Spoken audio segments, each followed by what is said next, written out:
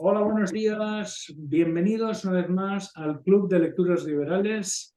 Hoy vamos a hablar de un libro de Bryan Caplan que se titula El mito del votante racional, un libro propuesto por Carlos. Perdón, no me he presentado. Soy Pepe Jiménez y estoy en Baltimore. Yo Carlos. soy Carlos Castro, estoy en Valladolid, en España. Hola, y yo soy Guillermo Brunet y estoy en Birmingham ahora, en en Inglaterra. en Reino Unido.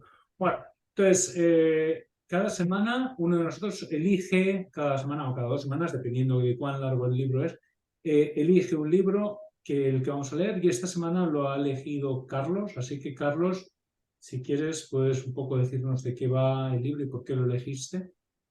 Sí, bueno, pues el libro es de un economista que me gusta mucho, que es de la Universidad de George Mason en Virginia. Es es un economista de, bueno, bastante prestigio, que escribe en muchos medios, sale mucho en la televisión americana. eh, entonces, tiene una perspectiva, o quería ver qué perspectiva podía dar a la democracia, al sistema político desde su prisma de economista.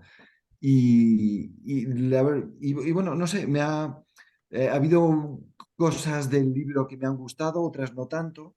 Me ha parecido que Déjame decir una cosa. Tú conociste al autor, sí, ¿no? sí, sí, Porque porque tú yo hice una estuviste parte de la... estudiando en la George Mason. Eso es, yo estuve un mes y pico allí en la George Mason y me crucé con él y sí que era un tipo un poco peculiar porque era, o sea, como de estos empollones que dices, este es un poco que está como en su mundo, pero después me puse a hablar con él y era una persona bastante cercana, cariñosa y eso me gustó mucho de él. Y bueno, pues, pero bueno, y es sobre todo un tío súper leído que, bueno, solamente con ver la bibliografía que expone en el libro, dices, pero bueno, aquí tiene fuentes de por todas partes. Sí. Y me gusta porque utiliza, pues, utiliza autores marxistas, utiliza autores de la escuela austríaca, de la escuela de la escuela de elección racional. No sé, y se nota bueno, que bebe de muchas fuentes y eso enriquece bastante el discurso. Es un discurso con un prisma eso de economista y me gusta también porque utiliza autores que también me gustan mucho a mí, como es Frédéric Bastiat, el autor francés bueno, del siglo pasado, del siglo XIX, perdón. O sea, con ese interés en ser didáctico y de ser, de querer llegar al común de los mortales y no de estar en una plataforma, en en una torre de Babel que está Una por torre de encima, de marfil, ¿no? marfil, perdón, sí, de Babel no, una torre de marfil que está como por encima de los demás y que se siente como superior, ¿no? Tiene un afán didáctico que me gusta mucho y así mismo, de esa manera lo expresa en el libro. Tiene para mí un discurso así bastante fresco, o sea, que utiliza expresiones bastante comunes, no sé, dice pasarse de listo, no sé, después me ha gustado también la traducción, La que traducción creo que muy es buena. Bueno, es bastante... que las dos cosas estoy de acuerdo. Muy bien escrito y muy bien Sí, traducido. Las dos cosas. Me ha sí, gustado mucho. O sea, sí, las ideas muy claritas, nada de palabras, ¿sabes? Que normalmente los científicos, los economistas, les encanta utilizar palabras complicadas y tal. No, sí, no, no. Él va sí. a lo, a lo básico. Me ha encantado eso. Sí, sí. Y después hay cosas que me gustan poquitín menos. Yo no sé si porque cuando estás leyendo a veces estás un poco espeso, pero a la hora de analizar ciertas gráficas, ahí como que me perdía y no seguía o tenía que volver hacia atrás para entender mejor la gráfica, por qué quería decir y después ya perdía un poquitín el hilo de la lectura que había encontrado fresca antes, ¿no? Pero ahí como que me atasqué un poco. Pero bueno, en términos generales, o sea, me ha gustado. Era el primer libro suyo que leía entero. O sea, había leído artículos y demás, pero no un libro. Y bueno, pues me ha gustado sobre todo no sé, el ánimo que daba a los economistas de decir que tenéis también una labor social o que lo que hacéis, por mucho que esté denostado en el mundo exterior como algo feo, casi como muy, no sé, frío, eso es. O sea, que dices, bueno, pero será frío todo lo que quieras, pero acertamos más que nadie en muchas de las predicciones que hay a nivel social. Y entonces eso nos puede dar un plus de decir, bueno, pues a lo mejor hay algo en la construcción de las teorías y de lo que estamos diciendo que a lo mejor estamos en lo correcto. Y bueno, pues eso me ha gustado. Por qué no empezamos hablando, Guillermo? No sé si te acordarás del concepto del milagro de la agregación. ¿Te acuerdas lo que...? Sí, sí, sí que me acuerdo.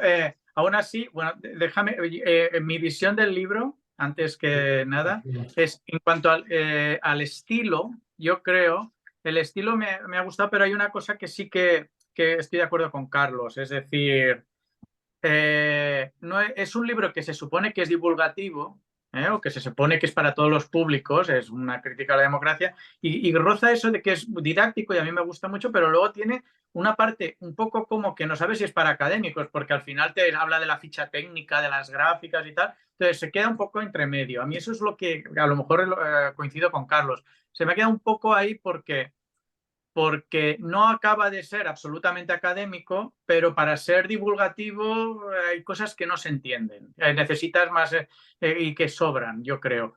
Y en cuanto al contenido, me ha gustado mucho, creo que es un tema muy interesante y creo que el libro, para mí, a mi entender, me gusta todo el análisis que hace, y lo que quizás no estoy de acuerdo con lo que habla es el diagnóstico que él realiza, ¿no? Un poco estoy ahí en desacuerdo. Yo creo que sí que el análisis está muy bien de por qué la democracia no funciona correctamente y tal, pero no exactamente concuerdo con él en cuanto a las conclusiones. Entonces, él empieza, que ahora ya comento esto, de la agregación, de la teoría de la agregación. El milagro de la agregación. El milagro de la agregación. Yo creo que a mí eso me ha interesado mucho. Es como una especie de milagro matemático, ¿no? En el que es verdad que cuanta más gente forma parte de la toma de decisiones, él dice, como consecuencia de la agregación de mucha gente, al final la decisión siempre es correcta. ¿Por qué? Porque la gente no sabe de los temas. Entonces, a lo mejor el 90% de la gente o el 99% de la gente no conoce un tema y entonces la mayoría de esta gente va a resolver o a decidir un poco aleatoriamente. De acuerdo a las teorías matemáticas de la probabilidad, si la gente decide aleatoriamente o por circunstancias que no son después de un análisis muy profundo, pues al final el 50% va a decidirse por una opción A y el otro 50% por una opción B, de acuerdo a las teorías de las probabilidades, que se cumple más cuanta más gente hay, cuantas más casos hay, más gente hay. Entonces al final el 1% ese de gente que sí sabe es la que decide la balanza. Entonces, él considera que... La teoría es, la desarrollan en un libro que se llama La sabiduría de las masas, que dice que si tú a una persona le pones una jarra con muchas canicas, con muchos caramelos, ¿no? Y le dices, dime cuál es el valor, cuántos caramelos hay en esta jarra. Si se lo preguntas a una persona, la probabilidad de que esa persona se equivoque y mucho es alta. Pero si se lo preguntas a 100 personas y haces la media, la probabilidad de que la media de las 100 personas lleguen a un número bastante aproximado al número de canicas o caramelos que hay en la jarra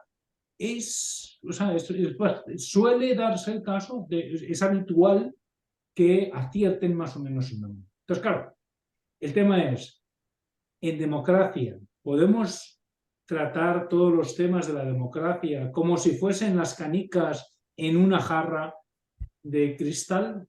Pues ahí es donde... Ahí es donde yo creo que muchos políticos funcionan considerando que esto funciona, porque si te das cuenta, cuando los políticos tratan sobre un tema específico, se dirigen al grupo que ese tema le interesa. Al resto les da igual. Entonces, piensan, el resto va a votar 50% al partido A y 50% al partido B, porque como ese tema no les interesa, pues cada uno, si logro convencer al 1% de personas que este tema le interesa, ya he ganado en este tema, ¿no? Porque el resto, unos van a decir que sí y otros que no, y esa es un poco la idea en la que funcionan muchos políticos, ¿no? No estoy tan convencido que esto funcione, es decir, tampoco sé tanto o tampoco lo he analizado tanto, pero sí que tiene cierta lógica, en cómo funciona un poco la democracia. Vale. Hay un momento en el libro al principio en el que nos habla él de los sesgos habituales que hay en la población. ¿Os acordáis de los sesgos? Uno era el sesgo antimercado, o sea, la gente tiende a ser anticapitalista y antimercado, normalmente tiende a preferir que haya un sistema de control de precios, de salario mínimo y de subsidios a ciertos sectores como la agricultura. Hay otro sesgo que es anti-extranjeros, ¿no? A pesar de que los economistas han llegado una y mil veces al convencimiento de que el proteccionismo es malo y está demostrado desde el siglo XVIII, sigue habiendo gente como Donald Trump, como Vox, que prefieren pues ser proteccionistas, ¿no? Luego hay un sesgo pesimista, ¿no? Que es el sesgo de pensar que siempre las cosas van a ir a peor, ¿no? Normalmente van a mejor, pero por alguna razón el ser humano tendemos a pensar que las cosas van a ir mal. Y no recuerdo en qué políticas el sesgo pesimista puede afectar, ¿os acordáis? ¿Me podéis ayudar ahí? Sí. A ver, yo, como eso es al principio del libro, no me acuerdo ejemplos concretos, ¿no? Pero un poco la idea es que como la gente siempre que se le pregunta, con independencia de que le vaya bien o no, siempre piensa que las cosas van a ir mal o van a ir peor, ¿no?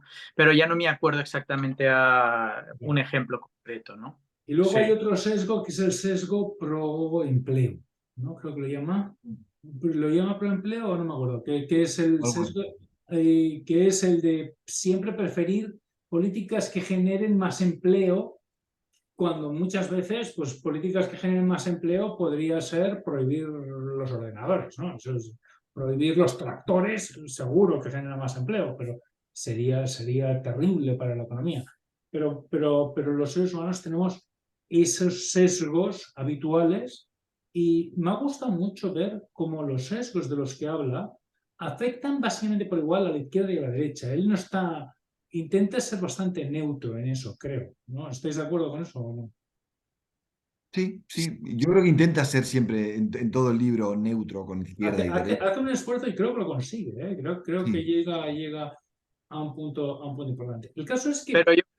Pero yo creo que ahí es donde está el error para mí del libro. Es decir, el error de su... Bueno, no quiero decir que sea erróneo, seguro que lo ha estudiado mucho más que yo, pero a mí, en mi opinión, el error está en esa base que tienen casi todos los liberales en considerar que lo único importante que a la gente le importa es la economía.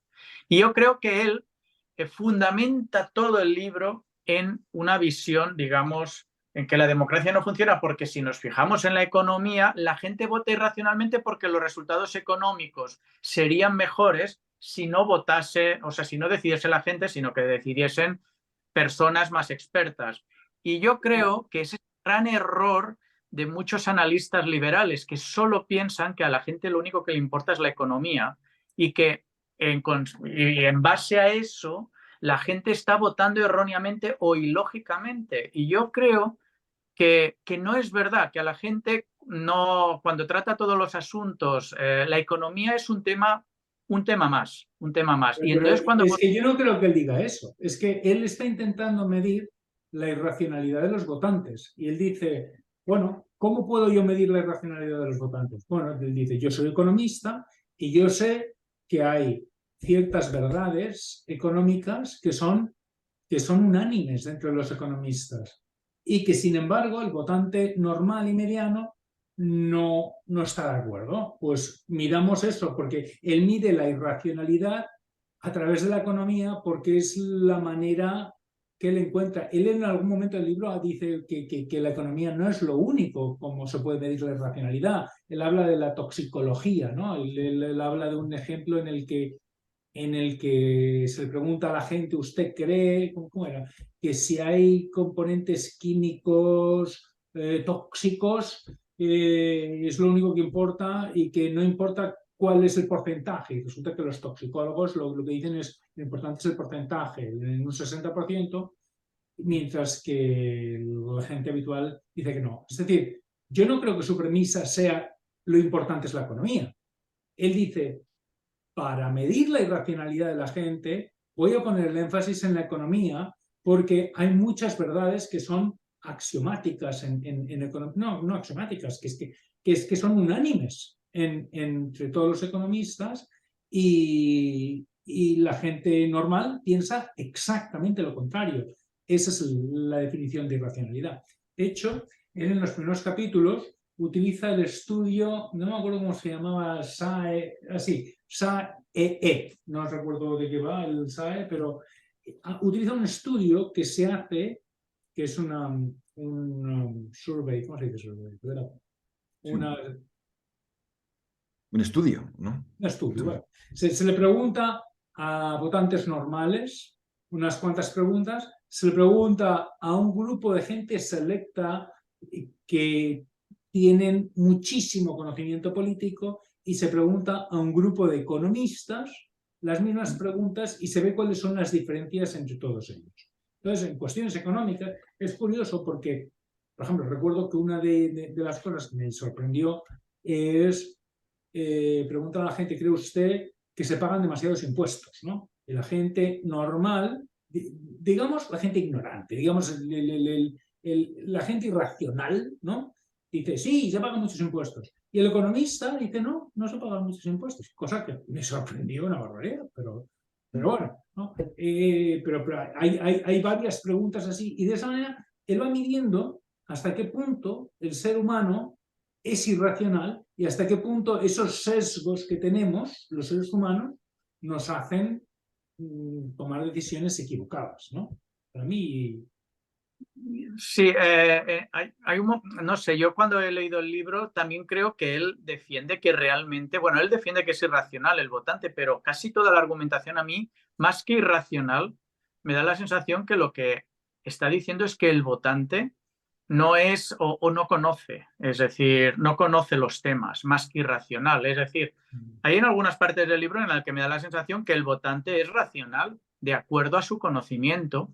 El tema es, irracional sería conocer un tema, pero te da igual, porque es que él argumenta en el libro que el votante no tiene incentivos suficientes como para informarse de todo, porque el efecto que tiene tu voto es infinitesimal, es absurdo, que todo el esfuerzo que conlleva el saberlo todo, porque... Pues es racional.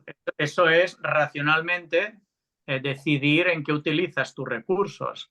Y en eso consideran que no es tan importante utilizar sus recursos. Entonces, no me parece irracional. Es decir, simplemente eso es lo que llaman la irracionalidad racional.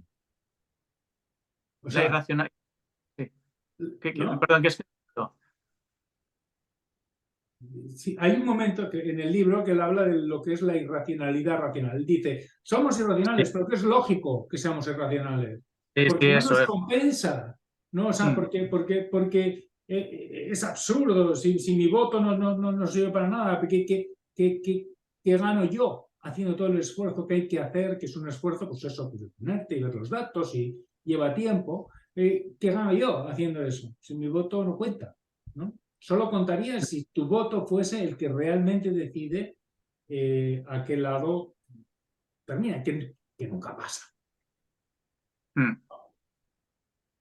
Claro, pero ahí es donde yo digo, él analiza solo la parte económica, ¿no? Pero es que a lo mejor la parte económica es un 10%, y entonces una persona se puede, de lo que a una persona le importa, que no lo creo, pero bueno, imagínate que a una persona no le importa tanto la economía, le importan otras cosas. Que lo que yo sí que creo es que la gente no decide por la economía.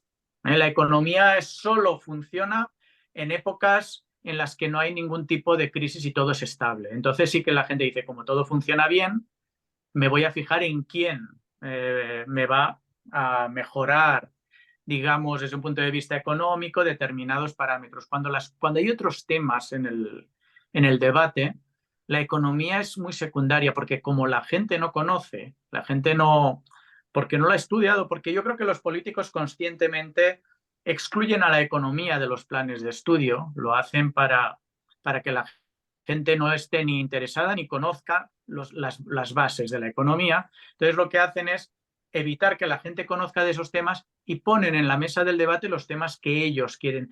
Yo ahí es un punto del libro en el que veo lógico lo que dice. Él dice que no son los políticos los que ponen los temas de debate. Él lo dice que es la gente y luego los políticos se adaptan.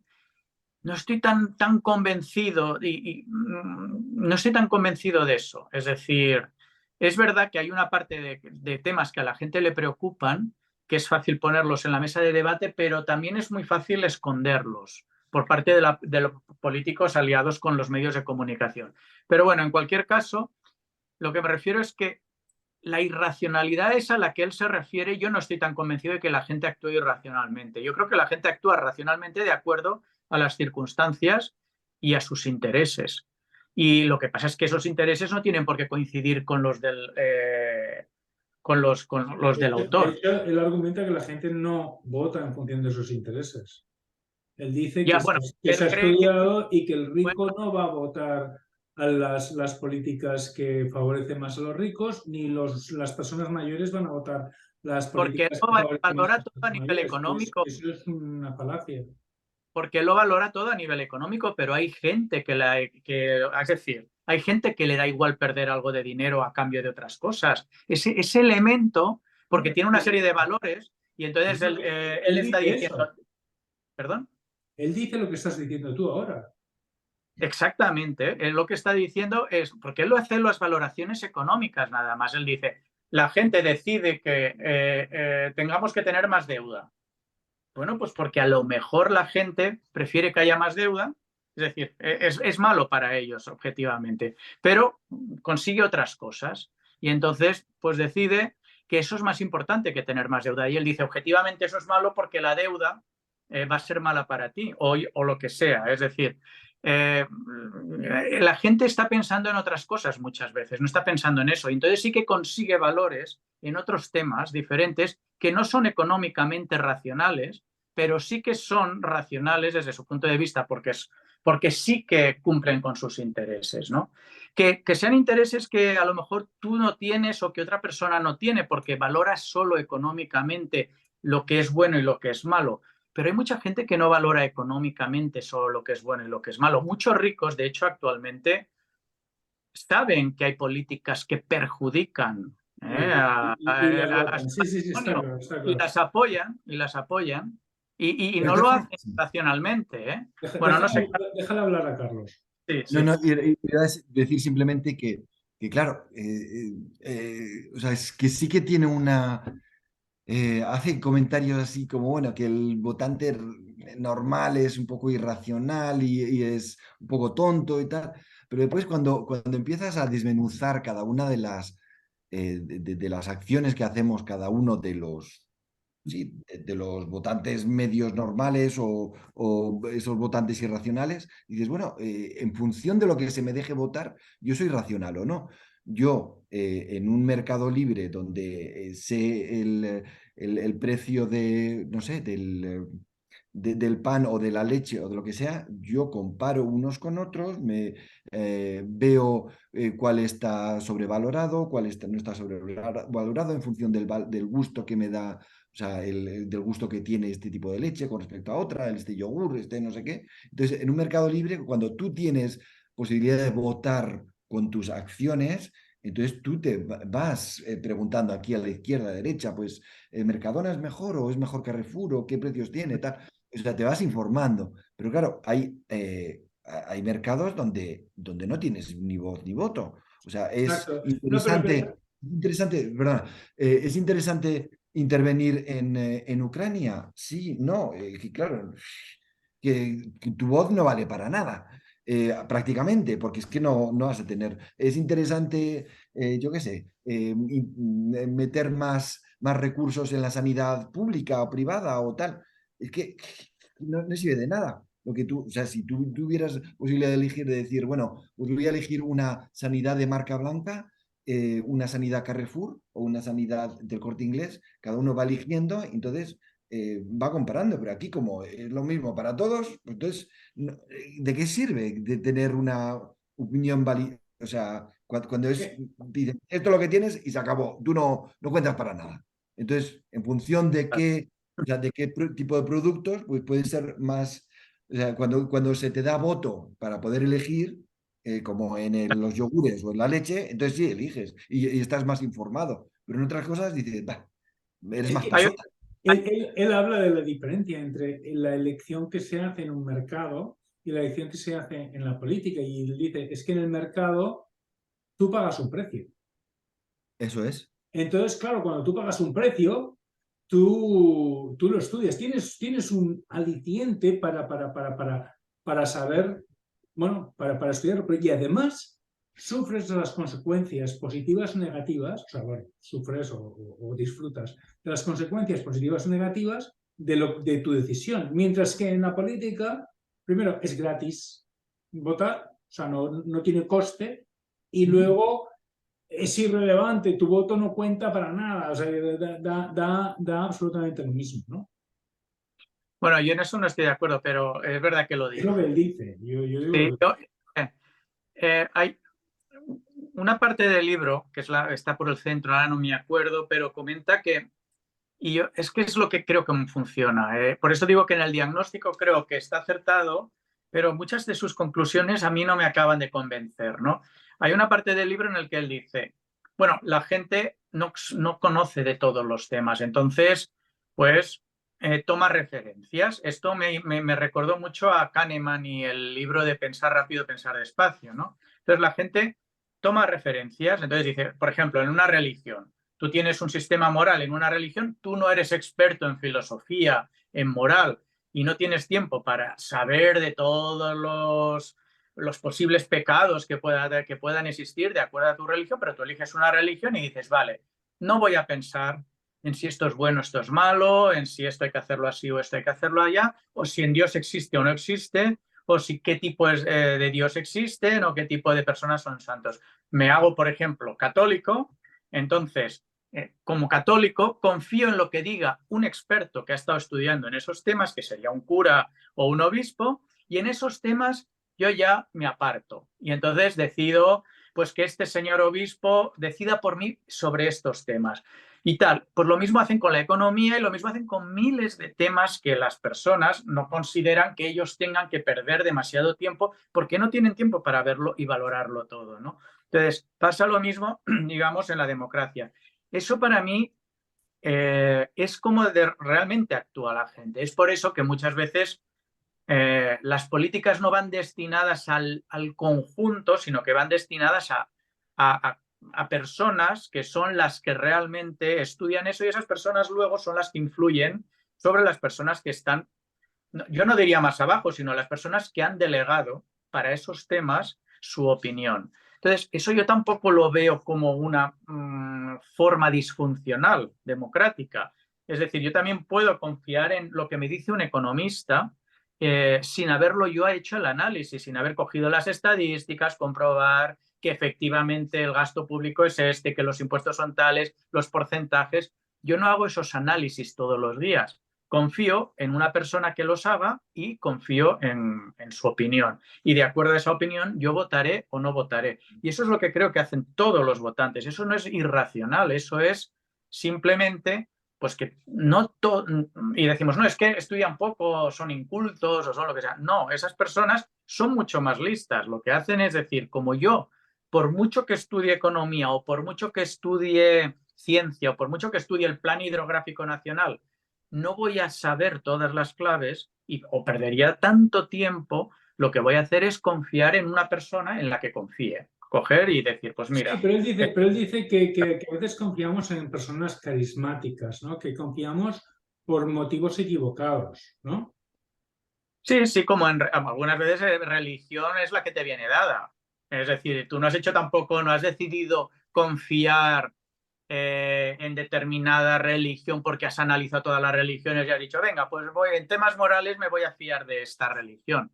Eso es la manera natural que funciona el hombre. Entonces, el tema es que la democracia funciona de esa manera. No es que sea, por supuesto, es imperfecta. Cuando los liberales montaron la Constitución de Estados Unidos y las constituciones liberales, no dijeron, y la democracia es la finalidad. Dijeron, el mejor medio para conseguir todos los derechos liberales y todas las libertades que tiene el liberalismo, el sistema menos malo es el democrático. Por lo tanto, creo un error considerar la democracia como la finalidad. La democracia es solo un medio imperfecto, pero quizás el único posible si queremos liberalismo, si queremos otros sistemas, por ejemplo, un sistema comunista en que el líder tú simplemente pones la confianza en una única persona que es el líder o en un partido que decide por ti todo, pues entonces no es necesario democracia. Pero para un sistema en el que cada persona pueda tener libertad y pueda, en los temas que le interesan, los que no le interesen, lo abandone, es una decisión individual de cada persona. La democracia es el único sistema o el mejor sistema, a no ser que encontremos otro. Yo no he encontrado otro, en el que la suma de todas las voluntades y de los intereses de la gente, sean equivocados o no, estén representados y puedan funcionar. Esa es la opinión que tengo. Entonces, Carlos, tú querías decir algo, ¿no, Carlos? Sí, no, iba a decir simplemente al hilo de lo que decías de la independencia de Estados Unidos, o sea, que sí que me gustaría a mí leer un poquitín más sobre las discrepancias que tenían entre Madison y Jefferson. O sea, Jefferson un poco como, que a lo mejor fue lo que más se reflejó en la... Liberal, ¿no? Sí, más liberal, impulsando más la democracia y tal. Y Madison un poco, creo, James Madison, temas así de decir, bueno, pues a lo mejor se puede ponderar la influencia de cada uno en función sí, del peso que tengas dentro de la sociedad. Y eso, no sé, puede ser, sí que me gustaría leer más sobre ese tema, perdón. Pues podemos leer No, más. no. De hecho, en las primeras democracias inglesa y en algunos países y en España también, el voto se daba en función de los impuestos que pagabas. Sí, Pero eso tiene sentido si es una democracia pura y llanamente liberal, en donde el presupuesto es un presupuesto que sirve para las 4 cosas básicas del Estado. Es decir, para pagar jueces, para pagar, como tú eres el que contribuyes, pues que mejor se organice eso, pero son cosas poco políticas, ¿no? Hay que pagar un ejército. Pues bueno, pues que el que administre eso, que hay muy poca política ahí, es un mero administrador de esos recursos, pues por lo menos el que pone más dinero, pues tenga más voto para administrar. Pero en el mismo momento en que la democracia liberal se transforma cada vez más en una democracia social, que ahí es donde creo que está la crítica, en quitarle el acento liberal y ponerle el acento social, ahí es donde se producen todos estos problemas en la democracia. Porque si fuera una simple administradora de los recursos que pagan los contribuyentes, pues entonces es simplemente elegir al mejor administrador, el que te vaya a dar mayores intereses de esa inversión que tú haces. Pero es que la democracia hace ya muchos años, desde que se convirtió en democracia social, se puso el acento en la democracia, no en los valores liberales, y se puso el acento en las políticas sociales, eso ya ha dejado de tener importancia y han surgido estos otros problemas, ¿no? Los problemas de la ideología, bueno, todos estos problemas que tenemos ahora, ¿no? Y es donde, desde un punto de vista liberal, parece que la democracia no funciona. No es que no funcione, es que Lo el que Estado... dice el libro es que la democracia no funciona en aquellos aspectos a los que el votante mediano, él llama al votante, habla del teorema del votante mediano. Dice que al final las políticas que se llevan a hacer son las políticas del votante mediano. El votante mediano es el votante que está en el medio. No hacer la media, sino si pusiésemos a los votantes ordenados entre el más ignorante a más ilustrado, el que está en el medio es el que termina decidiendo las políticas que se llevan a hacer, ¿no? Y él dice, en realidad, lo único, aquello o las políticas que no son racionales, realmente, son aquellas que o bien están alineadas con los sesgos del votante mediano, es decir, si el votante mediano quiere que haya salario mínimo interprofesional, como lo hay en casi todas partes, a pesar de que el 100% de los economistas está en contra del salario mínimo interprofesional, se terminará viendo salario mínimo interprofesional, ¿no? Pero dice, luego los políticos tienen como mucha manga ancha en los márgenes, ¿no? Allí donde al votante mediano no le importa nada. Por ejemplo, al votante mediano no le importa mucho si se dan subvenciones al acero. No, es algo en lo que no está pendiente, ¿no? Y se dan subvenciones a todo tipo de industrias porque el votante mediano no está pendiente, ¿no? Entonces... Pero esto es lo que comentaba, desde el mismo momento en que el Estado ya no es un administrador de unos recursos con fines determinados, tú pagas para pagar un ejército, una policía y una justicia, por ejemplo, desde el mismo momento en el que el Estado es además distribuidor, ahí el votante tiene que decidir no en cómo se administran unos recursos y los resultados que dan esos recursos, sino que tiene que decidir eso, por una parte, que cada vez es menos importante, porque el presupuesto del Estado solo un 10% se dedica a esas cosas, el 90% se dedica a cómo se reparten esos impuestos. Entonces, el ciudadano dice, si el 90% del presupuesto es para dar, para distribuir, yo voy a decidir o yo quiero que a mí me toque algo. Es decir, en el Estado original liberal no se distribuían recursos, simplemente se pagaban servicios a los ciudadanos. En este Estado actual, el 90% del presupuesto es para redistribuir. Entonces la gente no está pensando en, a ver, de todo ese pastel, ¿qué parte me toca? Es decir, me tiene que tocar algo. Entonces, si, me da igual que le den subvención al acero si a mí, además, me pagan una pensión o además me puedo ir al cine gratis, no lo sé. Eso cada ya ciudadano, a ver cuánto me está tocando de ese pastel, ¿no? Entonces, ese es el problema que hay actualmente. Entonces, por eso yo digo que el análisis se hace en función de quién es el mejor administrador, pero realmente los ciudadanos no están votando en función de quién es el mejor administrador. Si les afecta a ellos, sí, pero si no, están votando cómo se distribuyen los recursos, en qué hay que distribuir esos recursos. Y este es el voto actual, porque el Estado ya es un Estado social redistribuidor. En ese momento los ciudadanos están votando y diciendo, va para las mujeres, va para las minorías étnicas, va para el parque que tengo delante de mi casa, va para un ave que me comunique mi ciudad. Eso es lo que están interesados, es decir, en cómo se redistribuye y no para redistribuir eso a lo mejor hay que pagar más impuestos y tal. Eso es secundario en la manera en que los ciudadanos lo están viendo. Además es en lo que se pone el foco. Todos los partidos ponen el foco. Se discute sobre en qué hay que gastar el dinero, no en si tenemos que gastar ese dinero, ¿no? Entonces, me da la sensación que el libro mira más en si estamos haciéndolo eficientemente. Obviamente no es eficiente si solo pones el foco en la redistribución. No sé, Carlos, sí. Sí, no, es que hay algo también de decir, es que tampoco da una solución exacta. O sea, dice, claro. se debería escuchar más a los economistas, pero quiero decir, y los economistas nos anima a que seamos más, o sea, que nos acerquemos más a la forma de hablar para que cale más nuestro mensaje. Pero al final dices, ¿y cómo se puede luchar contra ese sesgo que hay en la sociedad bastante, no sé, comunal, o sea, que de la propiedad común, o sea, de los 10 puntos del Capital de Karl Marx, pues ahora hay como 9 de los 10 que son parte de la, o sea, o sea, De lo que la de gente piensa normalmente, de lo ¿no? que la gente piensa y de lo que la mayoría de los partidos dicen que debería ser normal.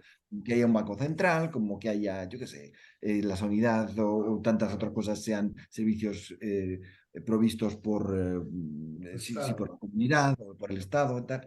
Y eso, o sea, yo no estoy a favor de eso, pero ¿cómo, o sea, qué capacidad tengo para cambiar eso? Y es que no es tan fácil tampoco, ¿no? Yo, Carlos, con lo que estás comentando, es que esto me recordaba cuando leía el libro a Popper en La Sociedad Abierta, que también lo leímos, aunque no lo hemos comentado aquí por YouTube, pero también lo leímos los tres.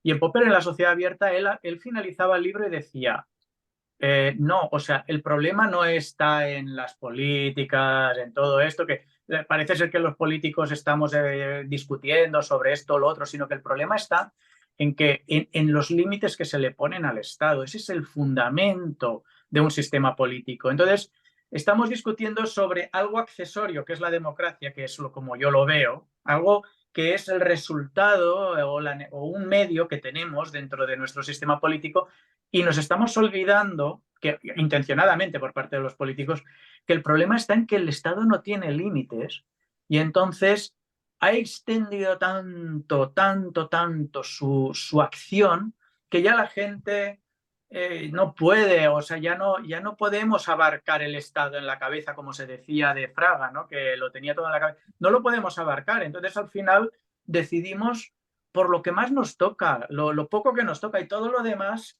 pues nos olvidamos ya de ello y ponemos nuestro análisis en expertos que a nosotros nos merezcan confianza. No podemos. Y la importancia aquí está en que la democracia funciona si el Estado es limitado. Si ya no le ponemos límites, o sea, si el Estado es tan exagerado, no podemos en un día de voto decidirlo todo. Decidirlo todo. Yo No sé. volviendo a lo que hablábamos antes de qué soluciones da él al problema de la irracionalidad del votante, yo veo dos soluciones que da y que una no la dice, pero la piensa claramente, que es una democracia ilustrada, una democracia en la que voten los que saben y el que no voten los que no saben. Ya está. ¿Y quién decide quién sabe? ¿Y quién decide quién sabe? No sé quién lo decide, él no lo argumenta, pero claramente, tal y como va explicando. Esto es Platón. ¿Eso es qué? Esto es Platón. Platón en la República decía que gobiernen los que saben y los que no saben que no gobiernen. Es Platón. No, Claro no, que no es sí. Platón. Platón es comunista. No es Platón. Pero esto es como... La idea que él tiene es. Pues, Platón dice que los filósofos son los que tienen que gobernar, la gente que eso sabe. dice Platón, pero Platón es comunista y este tío no es comunista. No tienen la misma solución. No Bueno, proponen lo mismo. Hombre, Él no propone una democracia ilustrada, pero claramente indica que si gobernasen los ilustrados, viviríamos mejor. Lo dice muy claro, pero pero no quiere ir ahí, ¿no? Pero luego pero, él habla de otra cosa. Es Platón, vale, ya lo has dicho, pero no sé, yo estoy en desacuerdo con que es Platón. hombre, Platón dice que si gobernasen los ilustrados, la República sería perfecta. Pues no le veo la diferencia. Bueno, pero termina la idea, Pepe. Sí. Ya. Él luego habla de la irracionalidad, ¿no? Y él dice que una de las cosas que hace que el votante sea menos irracional, una de ellas, una de las más importantes, es la educación, que haya educación. Luego él dice que hay otro tipo de características. Una de ellas no es el nivel de renta, pero sí que es si tu renta está creciendo. Cosa que me ha parecido muy curiosa. Es decir, si eres pobre pero tu renta está creciendo, vas a ser más racional que si eres rico y tu renta está decreciendo, ¿no? O sea, él lo dice de esa manera. ¿Y qué más? Habla de otras cosas, pero él dice que, dice que ser hombre, ser hombre Y poquito, ¿eh? Un poquito de afecta un diferencia. poquito más, te hace ser un poquito mejor en temas económicos. Y hay una tercera cosa que no me acuerdo de la seguridad en el empleo. Dice que si tienes seguridad en el empleo, hace que probablemente tengas una visión más racional. Pero él hace más hincapié en la educación. Dice que la educación es lo que puede hacer que tengas rentas crecientes. Es en realidad es lo que parece que a él le importa más, ¿no? Y, de hecho, Y en yo eso, estoy de acuerdo en una cosa. Yo comparo habitualmente la irracionalidad del votante español con la irracionalidad del votante americano. El votante americano es más liberal que el votante español. Es más, por lo tanto, es más racional, en mi opinión, el votante americano que el votante español. Y yo creo que la base fundamental es que en Estados Unidos hay mucha más educación mejor que en España. Yo no sé si tú puedes decir algo yo, similar en Inglaterra. perdón, yo no estoy de acuerdo en eso. Yo lo que sí que creo, pero sí que estoy de acuerdo con el autor del libro en que la educación, pero él no dice exactamente educación, él lo que dice es educar en temas, no tener más o menos educación, sino en qué temas hay que estudiar. Y entonces él dice, sobre todo hay que estudiar, la economía es un tema básico que hay que estudiarlo en el colegio. Y en eso sí, no sé en Estados Unidos si se estudia economía, que creo que sí, pero por ejemplo de esto me acordaba que en Castilla y León, por ejemplo, se ha puesto y se pone, y de hecho existe una asignatura de economía. De hecho, la política de Podemos estaba indignada porque en Castilla y León se estudiaba qué es el beneficio, como algo, como si fuese, hacía vídeos indignada. Sí, sí. Exactamente. Entonces, a mí sí que me da la sensación que eso sí que está relacionado, porque dentro de la economía, el problema es que la base de la economía es hecha por liberales, pero es que es matemática, es decir, y lógica. Entonces, si tú estudias un poco de economía, te empiezas a dar cuenta que si gastas más de lo que tienes, es pan para hoy y hambre para mañana. Ese tipo de cosas son muy, muy, muy, muy básicas, pero la gente entonces se da más cuenta de que no se puede gastar demasiado. Tenemos que, si queremos hacer esto, hay que pagar más. Si los intereses son muy altos, vamos luego a tener que pagar muchas más deudas. No sé, bueno, pequeñas cosas en las que no pensamos normalmente porque nunca las hemos estudiado, excepto la gente que hemos estudiado economía, en las cuales pues, nos hemos fijado en una serie de cosas, pero la mayoría de la gente no es que sea menos o más educada, es que simplemente en su plan educativo nunca ha entrado la economía y por lo tanto son temas que no trata, que no trata. En la educación general básica, en la primaria, deberíamos, está para eso, para que se estudie un poco de todo, para que sepamos de animales, sepamos de geología, sepamos de matemáticas, sepamos de lengua y también sepamos de economía, que son cosas fundamentales en nuestra vida. Pero la economía yo creo que voluntariamente se excluye de los planes de estudio justamente para que no estemos pensando en eso. Por el sesgo antimercado, porque es que es la misma mentalidad que había en la Edad Media que se prohibía, bueno, y antes, que se prohibía el interés, ¿no? Es esa aversión al beneficio y que se lo considera horroroso. Ese sesgo ha existido siempre, ¿no? Y lo único que, claro, que una vez llega la revolución industrial, se ve que, bueno, que tener ese sesgo a lo mejor no es lo mejor, porque hay gente que sí que tiene una vida muy buena haciendo eso. Y entonces el sesgo empieza a cambiar, pero el sesgo es nuestra mentalidad colectivista que nos lleva a eso, ¿no? A ser antieconomía, antibeneficio, antimercado. Sí, sí, sí. Y de hecho, es lo que te digo, una podemita diciendo, tirándose de los pelos porque se educaba a los niños en cuestiones económicas. Y dices, pero ¿por qué eso va a ser un problema? ¿No? Claro. Pero bueno. No, pero bueno, en eso sí que estoy de acuerdo, sobre todo que es muy importante para mí que se estudie economía y otros temas, los temas que luego se van a tratar, porque sí que te involucran. Es decir, la política directamente, a lo mejor tú no te vas a dedicar a ello, pero lo que deciden otros con tu dinero, con una parte importante del dinero que pagas en impuestos, por lo menos deberías saber o tener unas nociones básicas, que eso siempre al final lleva al conocimiento. Porque tú cuando estudias en primaria temas de animales, por ejemplo, a lo mejor no te dedicas nunca a la biología ni a nada, ¿no? Pero cuando hay una conversación sobre animales, a lo mejor puedes participar porque tienes unas mínimas bases.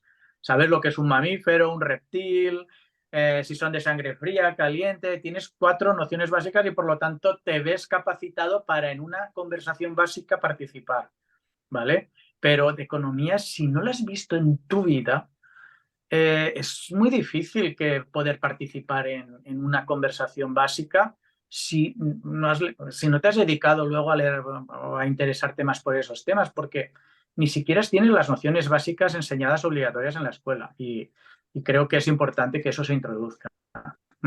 Por supuesto, Sí. los podemitas pues no quieren que la gente, pues bueno, yo diría no solo los podemitas, sino en general todos, porque de hecho no se estudia. Sí, no, es que no solo es podemismo, es que en la Iglesia Católica también existe esa mentalidad anti-mercado, o sea... Sí. Sí, te digo Bueno, que en la en la Iglesia economía, Católica y en todas las iglesias, ¿sí? en todas las iglesias, Sí, sí. sí, sí, sí, sí. Digo, Sí. pero que hay intrusismo, entre comillas, con la economía, porque todo el mundo opina de economía, todo el mundo, Todo el y se mundo... desprecia la opinión de los economistas como, hay De economía. hecho, a mí hay una cosa que me ha sorprendido siempre, porque yo, como Carlos, somos de los primeros que vimos Bitcoin y que hablábamos del dinero, ¿no? Y yo pues he hablado de Bitcoin a mucha gente que no había oído nunca hablar de Bitcoin, que no tenía ni idea del tema, ¿no? Y una cosa que me ha sorprendido siempre es como les hablas de Bitcoin, ¿no? Y la persona que escucha por primera vez en su vida lo que es Bitcoin, que escucha por primera vez en su vida lo que es una moneda privada, se pone a la defensiva y se pone a hablar como si supiese tanto como tú. Y los que sabemos de Bitcoin desde hace años hemos leído mucho. No sabemos de esto por ósmosis. Es que nos hemos dedicado obsesivamente. O sea, es una cosa, pero es que hablas de Bitcoin a una persona que no lo ha oído nunca, y dice, no, pero tío, ¿por qué dices una mierda? Y dices, ¿cómo puedes decir? Un poco humildad, ¿no? Pero la gente... Pero esto, Pepe, yo creo que ocurre con todo, o sea, estoy de acuerdo que pasa eso, pero ocurre con todas aquellas cosas que la gente supone que los demás no saben tampoco nada. Porque No, porque yo con matemáticas, yo doy clases de matemáticas, yo cuando doy clases de matemáticas, a mí no tengo nunca un alumno que me diga, ¡ay, esto no estoy de acuerdo! Hay cierta humildad, ¿no? Hablas de cualquier otra disciplina y la gente tiene cierta humildad cuando no sabe, pero la gente cree que sabe economía. Es eso, ya, es eso. pero es porque... Yo, Perdona, Carlos. Sí, no, No, iba a decir que yo no voy a un médico diciéndole, bueno, pues esto, ¿está seguro usted? O no sé qué, o usted no tiene, a lo mejor no sabe tanto sobre esto. De vez en cuando alguna vez dices, bueno, en internet he visto que tal, y ya se pone a la defensiva y dices, uy, no tengo que estar a la defensiva, que a lo mejor puede ser una opinión interesante, pero no vas con esa... Bueno, lo que usted... pero si sabes que es médico, a lo mejor nadie le dice nada, pero en conversaciones sobre salud, mucha gente parece que sabe todo sobre salud. Pero sí, mucha gente parece que sabe mucho porque lo ha escuchado, qué sé yo dónde, pero cuando habla con un médico se callan. Se corta un Pero, poco. Claro, lógico, es que es lo lógico. Es que pero no esto ocurre debería ser. Pero con las... luego habla un economista del salario mínimo interprofesional con una persona de, qué sé yo, de la construcción, un tipo que pone ladrillos, tocho sobre tocho, y el tío que pone tocho sobre tocho se cree con derecho a hablarle como si estuviese al mismo nivel que el economista. Pero es a lo que... pero es a lo que voy, que mucha gente, como no lo hemos estudiado durante la educación general básica, te están diciendo, estos son materias que son importantes y luego tú decides tu futuro. Entonces la gente sabe que la biología es muy complicada, aunque yo sé que no tengo nociones básicas, las matemáticas son muy complicadas, yo tengo nociones básicas, me las han enseñado en la escuela, el lenguaje es complicado porque hay muchos temas de gramáticos y tal, yo lo he estudiado en la escuela y lo he visto y sé, y yo sé que eso no es lo mío, que de eso yo no sé, de matemáticas, lo que me costaba a mí hacer aquellas ecuaciones, eso no es lo mío. Yo sé que hay gente que se dedica a eso experta. Toda la gente sabe que hay materias de expertise, perdonadme por el anglicismo, que hay gente que se dedica y que sabe más que tú de eso. Y tú te podrías haber dedicado, pero decidiste que no. Pero de otras materias en las que hablan los políticos, las televisiones y tal, que nunca has estudiado y que por lo tanto tampoco sabes hasta qué punto para estudiar eso es necesario, es tan complicado, es decir, todo el mundo si hasta te hablan en la televisión, pasa igual con el derecho. Pasa igual con el medio ambiente pasa lo mismo. La gente de repente te dice, oh, las bolsas que hay que llevar al supermercado, y te empieza a decir cosas que dices, tú, ¿de qué me estás hablando? Hacemos caso a una niña de 16 años como si fuera aquí la experta de clima. Exacto, exacto. Que coge un pelero para irse a Estados Unidos por no coger aviones y todos los que están ahí trabajando para ella tienen que coger aviones.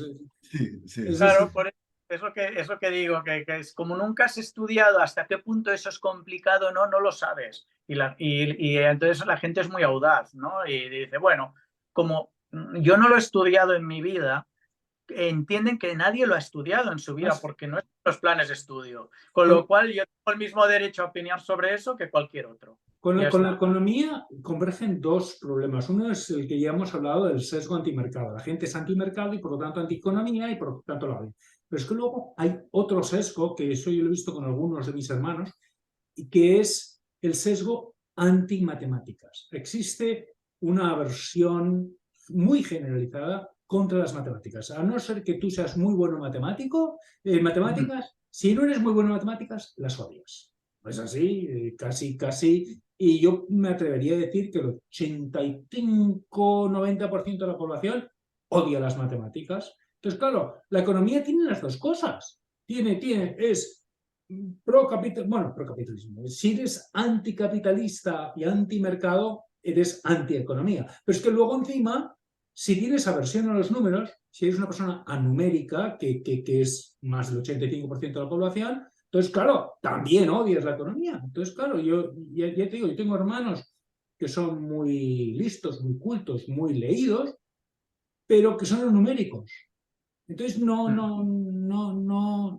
incluso esa gente tampoco van a interpretar bien la economía, ¿no? Pero bueno. Sí. No, pero es verdad. Tenemos que ir acabando, así es que, como siempre, vamos a ir una ronda de ver qué se nos ha quedado en el tintero. Así es que, Carlos, ¿ha quedado algo en el tintero? ¿Hay algo del libro que te gustaría comentar? Bueno, de hecho, voy a empezar yo. Vale. Hay una idea que me ha gustado mucho en el libro, y en el libro dice, bueno, sí, hay mucho votante irracional. Bueno, de hecho voy a decir dos ideas. Hay mucho votante irracional, pero a pesar de todo, la política no es tan irracional. Él dice, es que hay dos componentes, ¿no? Primero, el político tiene el aliciente de ser demagogo, de decirle a la gente, de alimentar todos los sesgos irracionales que tiene el votante. Pero por otra parte, si la economía no va bien, y que también es eso, ¿no? Si la economía no va bien, el votante va a culpar al político, con lo cual vemos situaciones en las que los políticos toman las decisiones adecuadas porque saben que si no van a pagar el precio de no haberlas tomado, ¿no? Y que no son del todo demagogos, con lo cual eso es una idea que a mí me ha gustado ver esa dicotomía entre la demagogia y la eficacia política. Dice, si hay una crisis económica, quien quiera que esté en el gobierno, se va. Entonces eso es una especie de... es algo bueno, es algo positivo que modera un poco la irracionalidad. Y otra idea que me ha gustado también en el libro es que él dice, bueno, vale, el votante mediano es irracional, pero por suerte, no todo el mundo vota. Y por suerte, la inmensa mayoría de la gente que no vota es Tiene muy menos estrés. irracional. Con lo cual, si votas el 50% de la gente más racional, bueno, vale, vamos a tener políticas irracionales, vamos a tener la política que decida el votante mediano del 50% de la gente más racional, ¿no? Con lo cual, bueno, dentro de lo que cabe, pues nos encontramos en el 75% de la gente más racional. A fin de cuentas, no está tan mal, ¿no? Estas son las dos ideas un poco positivas que habla. Tengo más, pero quiero No, dejaros. pues mira, yo no tengo muchas más que decir. Quiero decir que yo me ha gustado ver por varios sitios cuando habla de la balanza comercial, que por qué no es tan importante la balanza comercial de un país. Sin embargo, la de Idaho con Ohio, pues no le importa a nadie. O el déficit comercial que tengo yo con el Corte Inglés, pues no le importa a nadie tampoco. Y eso me ha parecido también curioso escucharlo. Guillermo. Sí, bueno, yo así en plan análisis, o sea, creo que lo que comentaba ya al principio, ¿no? Me parece que el análisis está muy bien hecho, me gusta un poco todos los temas que plantea. Creo que al final lo enfoca mucho a la economía y como si la economía fuera extrapolable al resto de temas. Eso es lo único que para mí pues le falla, porque si tú quieres hacerle digamos, una crítica a la democracia, la tienes que ver desde todos los planos, no solo el económico, porque la democracia no es solo votar sobre la economía, ¿no? Aún así, poner a la economía como ejemplo me parece que está bien, porque es uno de los temas principales por los que votamos, en teoría. Más fundamentado en Estados Unidos quizás que en Europa, en donde el Estado social es menor en Estados Unidos y entonces el dinero de verdad se va pues, mucho al ejército, tiene un presupuesto en donde el gasto no es tan directo, no es un gasto social, sino que es para la protección, básicamente la seguridad. Entonces, claro, sí que es muy importante cómo se administra ese dinero, ¿eh? Pero, y bueno, es más importante en Europa, pero la gente no se fija tanto. Y bueno, y por eso que saca muchísimos temas, todos me gustan bastante y bueno, y todos ellos te llevan a pensar muchas cosas, ¿no? Pero me parece que no lo soluciona, eso es lo único que... las soluciones se quedan un poco a medias. Me parece que Carlos lo Yo creo que él comentaba. no quiere decir la solución que tiene. Yo creo que tiene una solución, pero que no la quiere decir. Ya. Es lo que he dicho antes, ¿no? O sea, yo creo que él está pensando en una democracia ilustrada, que no sé cómo la quiere llevar a cabo, ¿no? Pero que él está pensando, estaría bien que dejar al votante irracional fuera, ¿no? del proceso, pero él no quiere Sí, tampoco ser tildado de elitista, ¿no? Creo. Aquí es claro. especulación pura. Pero bueno. Sí, Bueno, sí. pues hasta aquí hablamos del libro y ahora ya podemos hablar de lo que vamos a hacer dentro de 2 semanas.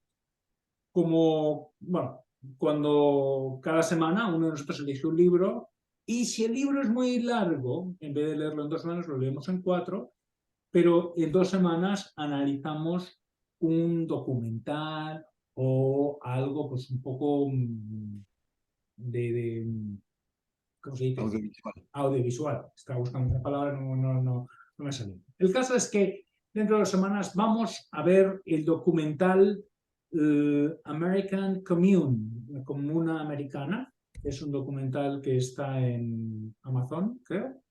En Estados Unidos está en Amazon, creo que en España también, y no sé si en Inglaterra, pero bueno, Guillermo ya se buscaba la manera de verlo.